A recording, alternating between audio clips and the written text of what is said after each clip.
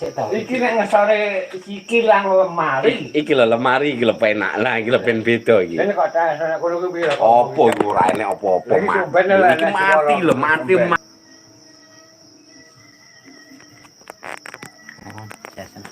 Iki dicokenge iki dipaling ngene ngono. Lemari ini. Heeh. Terus mbok ngisore mbok kae kates. Heeh, ngono. Ku wandeng banget iki ya. Tekane kuwi to ya. Makane nyeleh memang kan dhek kan sing gak paham kan nyeleh. Lek ngirise wis dong. Kan nyeleh ya sitok nahan lho sini dhuwur nahan sih. Dadi aku njongkeng ngene Pak Kri mapakne. Lek wis aku tak colne. Lek kates nom kan atos lho Mamon. Ora cemet mesti kena bebane lemari lho ora cemet. Oh iya kenyal. Lah iya. Lek atas mateng gak kena iki paling. Wah ya nyunyut to Pak Kri. Abot lemari.